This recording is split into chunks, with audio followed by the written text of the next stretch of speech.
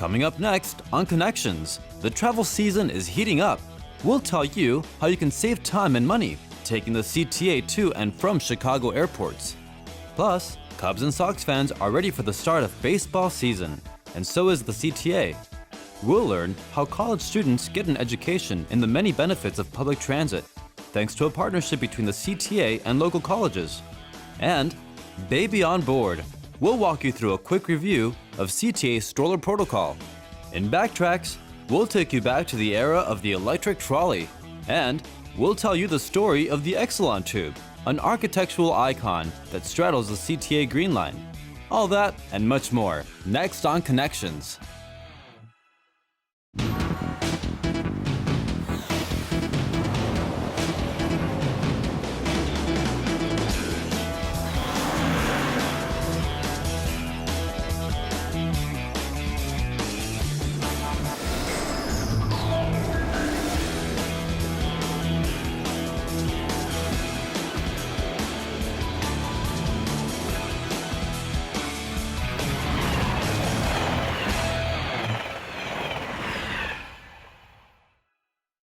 Hello, I'm Omar Barragan. Welcome to Connections. Are you planning to fly out of town anytime soon? Make sure to add the CTA to your itinerary.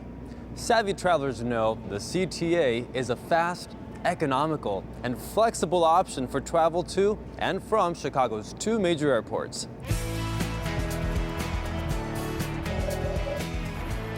There are few things more stressful than sitting in traffic when you have a plane to catch. I see it every day. And I think, why? Why use CTA? CTA trains breeze by traffic congestion and provide direct service to and from Chicago's Midway and O'Hare airports. The Blue Line train actually terminates inside the lower level of the terminals at O'Hare, so as soon as you get off the train at the platform, you can take the escalator up and there's easy access to all of the domestic terminals. At Midway, the tracks are above ground, so you have to go across a pedestrian bridge, but it only takes about a minute or two to get into the terminals from there. No bumper-to-bumper traffic. No expensive taxis or parking lots. For $2.25 full fare, customers can relax and enjoy a comfortable and quick trip. From O'Hare to downtown, I'd say a 48-minute trip. From Midway to downtown, about 32 minutes. People who travel for a living rely on CTA. It's the fastest and easiest and most efficient way of transportation for me. Excellent schedules. I don't have to worry about time. It's always operating. People who work at the airports take CTA too. It's more convenient rather than pay all that gas money and be stuck in traffic and worry about that. Just jump on the train. It's a nice, relaxing trip. You can read the paper on the way to work, and you can also check your email or you do your text messaging. It's a really good way for people to get to work and to the airport. CTA makes it easy for visitors and CTA novices to transfer from plane to train. There's abundant signage directing customers to the train stations, and customer assistants are ready to answer any questions. Once you get down to this area, it's full service. You can buy your tickets here, you can reload your Chicago cards, you can get information about how to get to and from certain destinations from the CTA staff who's here. There's never a long wait for a train. The O'Hare Blue Line service runs 24 hours a day, and trains are scheduled just minutes apart during rush hours. It's a 3.5 to 4 minute interval, and we move our people. We have a 10-minute interval after the rush hour. The Midway Orange Line service also runs trains at frequent intervals except between the hours of 1 a.m. and 4 a.m., Monday through Saturday, and after 11 p.m. on Sundays. There's an alternate overnight CTA bus service during those hours. So next time you book a flight, count on the CTA to get you to the airport and back into the city, no matter where in the city you're coming from or going to. You can pay $225 and ride our whole system. You can see the city of Chicago. You can't beat it. You just can't beat it.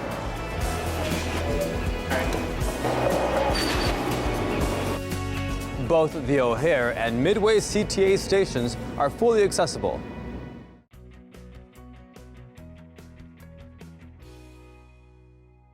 College students in the Chicago area are increasingly reliant on CTA for all their travel needs. A partnership between the CTA and more than 50 local colleges gives students the incentive to become lifelong public transit customers.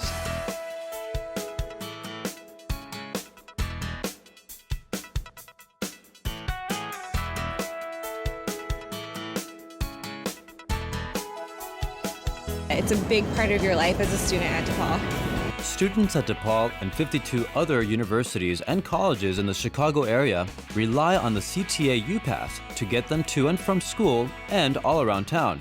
I use it to go grocery shopping, I use it to go out on the weekends, I use it to go to a movie. Anything outside of the little campus square, you need your U-Pass. The U-Pass is a discounted fare card for full-time college students. It's good 24 hours a day, 7 days a week, for the academic term. If you need to do anything, that's another swipe of the card. So at least I'd say I use it at least 8 times a day. They're not using an automobile, so it's a greener form of transportation. It's economically beneficial for them. In addition, the CTA hopes that upon graduation from their school that they will, in fact, see CTA as a viable means of transportation while in Chicago. The U-Pass program was introduced in 1999. 20 schools got on board right away. The program has been growing ever since. In 2010, the CTA provided over 32 million rides for U-Pass participants. That's an increase of over 30% since 2006. And at 81 cents a day per student, it's a phenomenal fare product that's offered. CTA can accommodate the large volume of students because most travel during off-peak hours. Schools include U-Pass as part of the tuition or student fee package. So just to be able to have that pass that they paid one time as part of their student fees, a lot are covered by financial aid, and those students are just able to use it when they need to. It's a terrific bargain for our students, and it's something that is absolutely critical for their day-to-day life at DePaul. DePaul is a very urban institution. We have 2 major campuses in Chicago, one in Lincoln Park and one in the Loop, and a very large number of our students commute back and forth between those 2 campuses on a daily basis. For many students, public transit is a new experience. I'm from Decatur, Illinois, which we do not use public transportation in Decatur, Illinois. Everybody drives. And I had no idea, like red line versus blue line versus bus, I had no idea. The schools work with the students to familiarize them with the CTA system. We bring up the U-Pass first thing at orientation and use it as a selling point for our students. Better for the environment, it's better for traffic, it's better for the city, it's better for a million reasons, but we think that showing them how to do that during college, gives them the impetus to do it later. And that's an important point.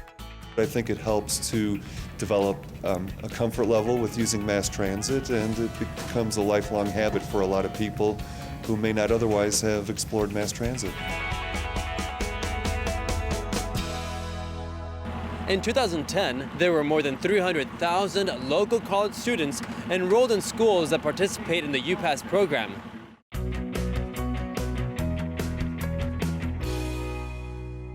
The CTA is on its game and ready for baseball season.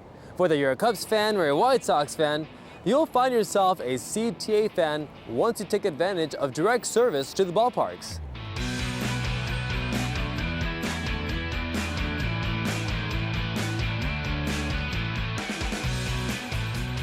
CTA is ready to take you out to the ballgame.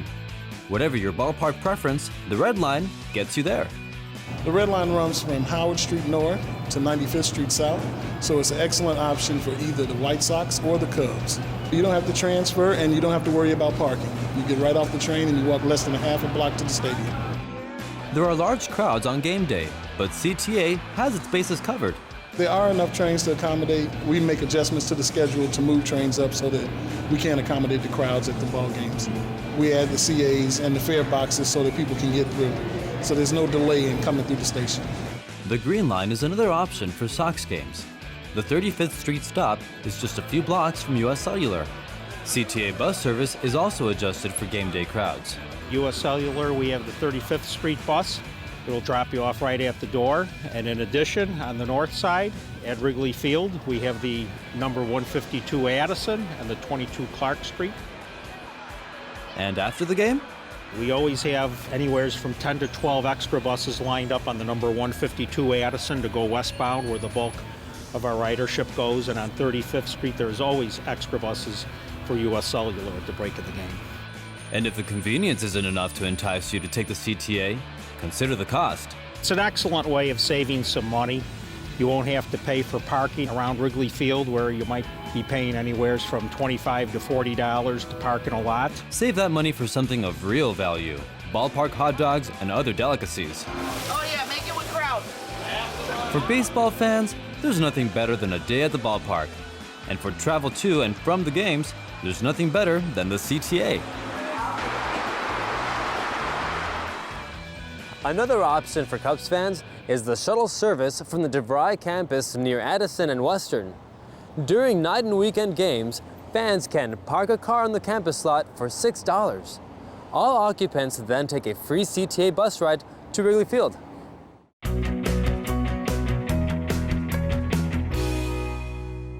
The CTA values all its customers, from babies to senior citizens and everyone in between.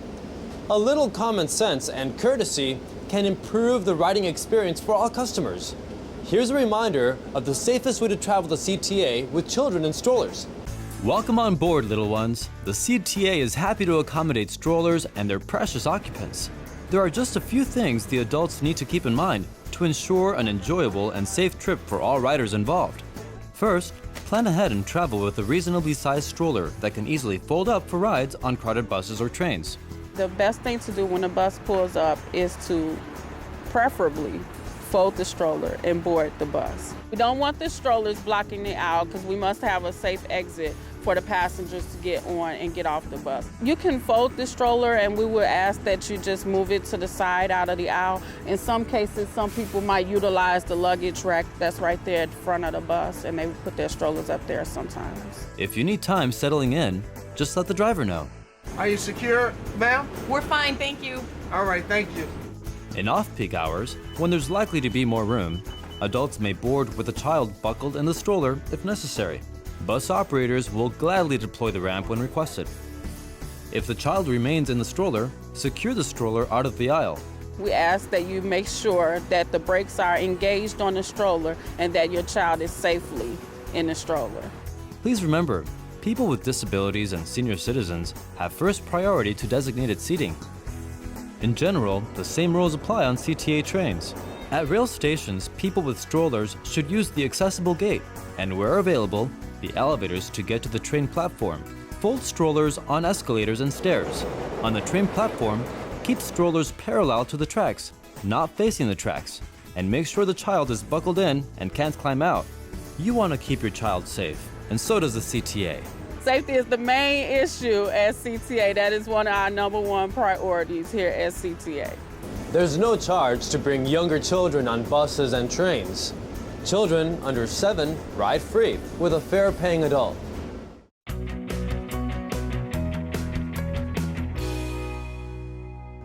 It's a unique piece of architecture along the CTA system, and it's a signature structure on the Illinois Institute of Technology campus. It is the Exelon tube, and it encases a section of Green Line track above the McCormick Tribune Campus Center.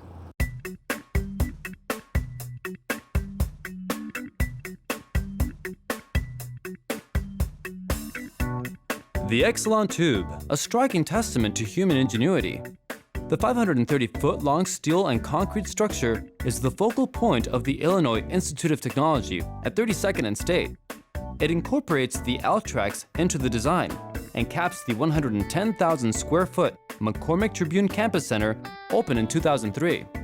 From the moment the design was revealed, people here on campus at least were just very intrigued to see it built, particularly the tube.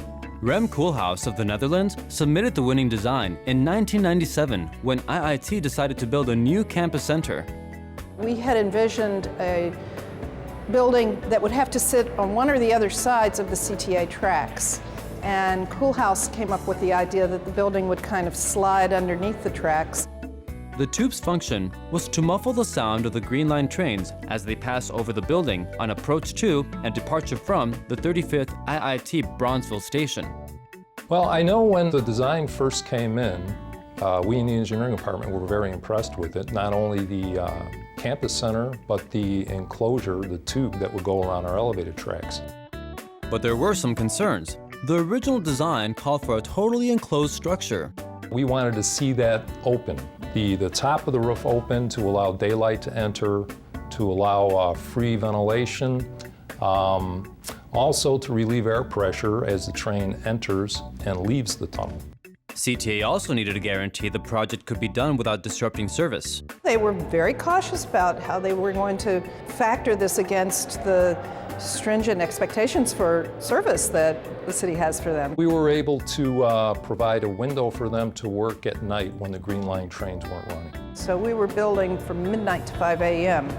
for 2 odd years. And then and only then could we build the building that slides underneath the train tracks. The end result is a city block-long tube with regularly spaced steel arches on top and a reinforced concrete bottom. The trains are little more than background noise inside the center, where students study, socialize,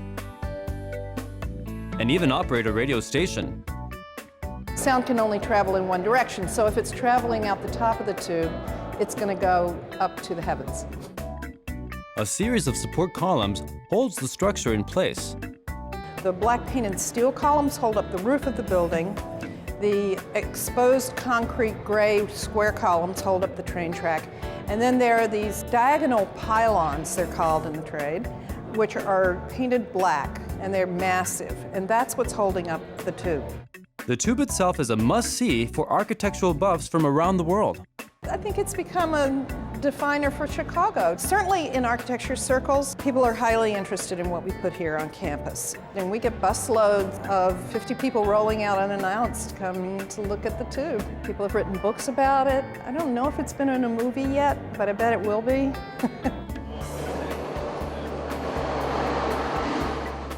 You can see the tube for yourself. The campus center is open to the public until 7 p.m. daily. Contact IIT for information on guided and audio tours.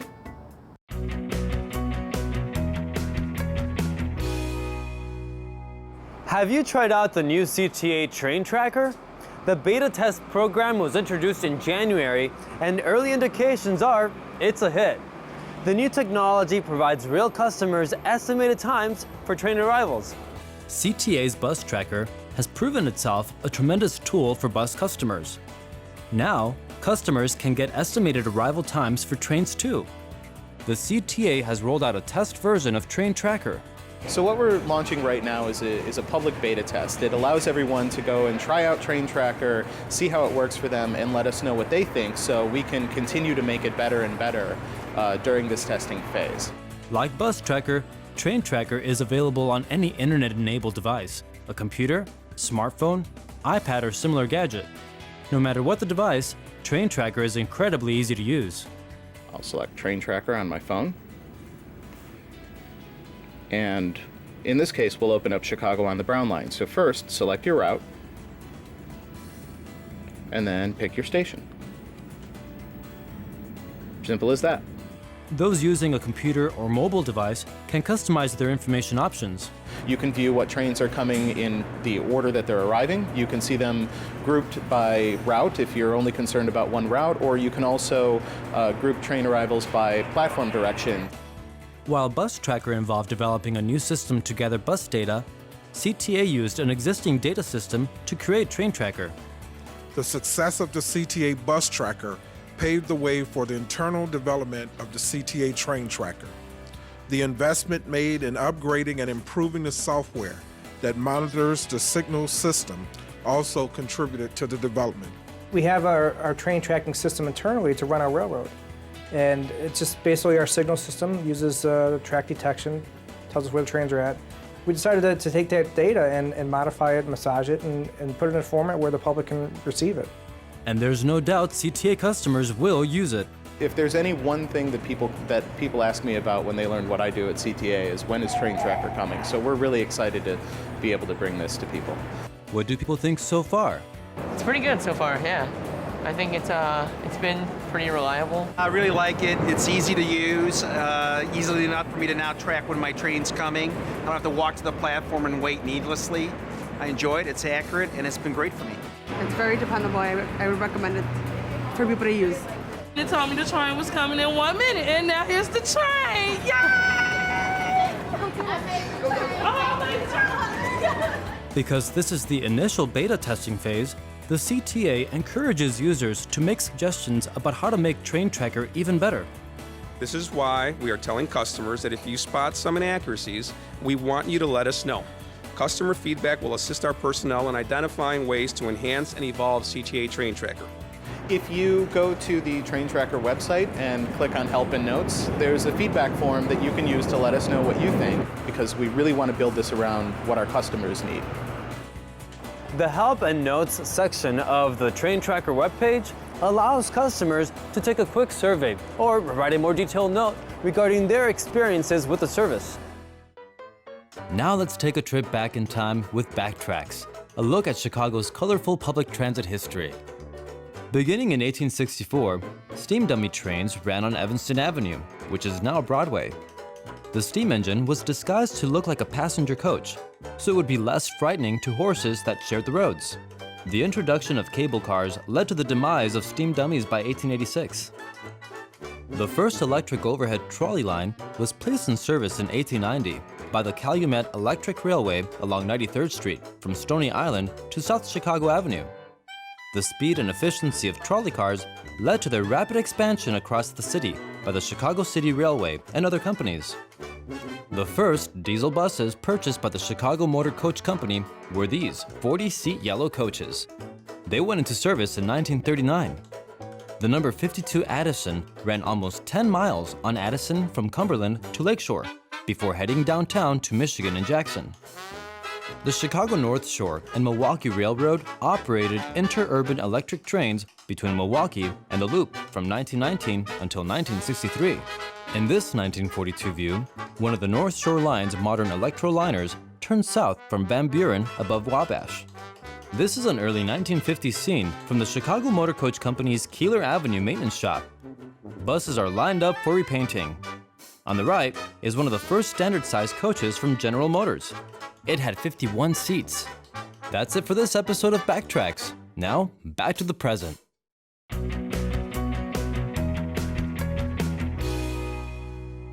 The CTA entered 2011 with a balanced budget that maintains current fares and service levels. In the year ahead, the agency will continue to make the most of its resources and build upon its many recent achievements.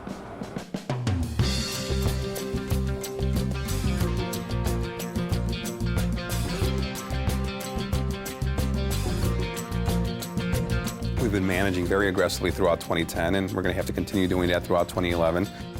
Teamwork and creative resource management helped the CTA move forward at an impressive pace last year, despite the lack of capital funding. The year began with a celebration of the completion of the Brown Line Capacity Expansion Project. This project is a good example how essential capital investment projects are to the economic growth and the development of our region. The $530 million project expanded capacity along the line to help meet demand.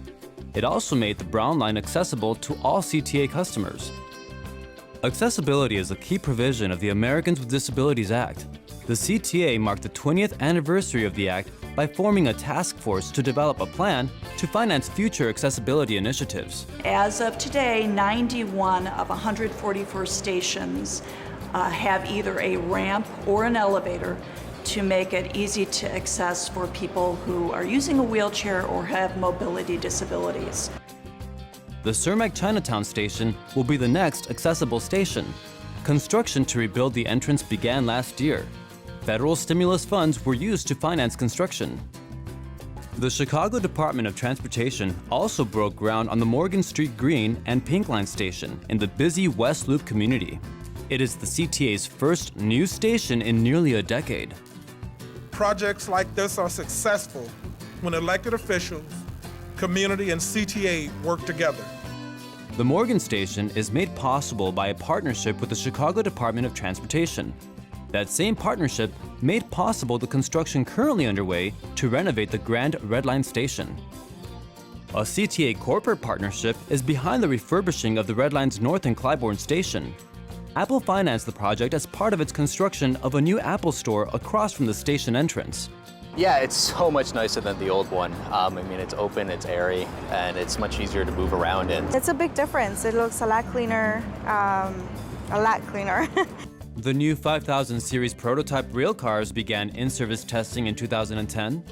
The new railcars are expected to replace trains that are up to 40 years old. And on the technology front, we're also investing in multiple technology projects that will add value, ease customer use of the system, offer more and better information, and establish a safe environment. last year, the CTA met its goal of installing at least one high-definition camera at each of its 144 rail stations. More cameras will be added this year. Meanwhile, testing is underway to add cameras inside rail cars. We're working on a pilot project to retrofit our existing fleet with cameras. And with support from a Department of Homeland Security grant, we have funding to get that project started. The CTA continued to enhance its bus tracker service. Last year, instructions for Bus Tracker's two-way texting feature were posted on every bus stop sign in the service area. Goals were set and goals were met in 2010. And the agency will continue to work hard in 2011 to provide the best possible service for riders. The goal is to continue working as a team to provide the best kind of service that we can to our customers. There are several CTA improvement projects in the planning phase. One involves major improvements for the Red Line. There's no funding for the project yet, but the CTA is moving ahead with planning and public feedback so it could hit the ground running when funding is approved. Whether rebuilding old lines, modernizing existing lines, or planning future expansion, CTA is always examining new ways to improve service. Your Red is an ambitious program composed of 3 separate projects along the Red Line. They are the extension, the renewal, and the modernization projects. The extension involves the CTA Red Line extension to 130th. The renewal is the Dan Ryan Track Renewal Project between 18th Street and the 95th Red Line station. And the modernization is the Red and Purple Modernization Project from Belmont to Linden. Well, the red and purple modernization is looking at this corridor that's, some aspects are over 100 years old right now, and looking at the structure, the stations, the platforms, the bridges over the street, the track, the ballast, everything. The CTA is moving forward with project planning and community outreach, which is also called scoping. The scoping process for the North Red Purple modernization project continued to make progress in January. We have 6 alternatives that we're currently working and looking at and evaluating. We received a lot of comments from the public, and all of those comments will help us determine which alternative or which aspects of different alternatives should move forward.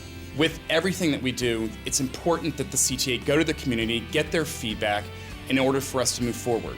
There's a lot that goes into the planning and design phase of a project of this magnitude, so the agency is taking advantage of this lead time. There's no deadline right now, it's just all about getting the federal funding to move forward. So everything that CTA is doing right now is part of a federal process. Improvements to the Red Line system several years ago were not part of the Your Red program. The Dan Ryan Track Renewal, which is one of the projects in the Your Red program, is complementary to some of the work that was done a few years ago on the power supply and signaling systems for the Dan Ryan service. This is a different project. It's really dealing with the drainage and the track and the ballasts in this area. Anything you want to know about the Your Red program and its individual projects can be found on the CTA website. Our website includes all of the materials that we presented as any of the public meetings. They include charts, graphs, images of potential stations. You're going to see the information about what CTA has done, where we're going, and what the federal process is for us to move forward. It's full transparency for CTA to put everything up there, and we welcome the community's input. That's it for this episode of Connections. You can catch individual story segments on the CTA Connections YouTube channel. And don't forget, if you have a story idea or travel tip you'd like to share on this program, call the Connections hotline at 312-681-2812. I'm Omar Barragan. Thank you for watching. I'll see you next time on Connections.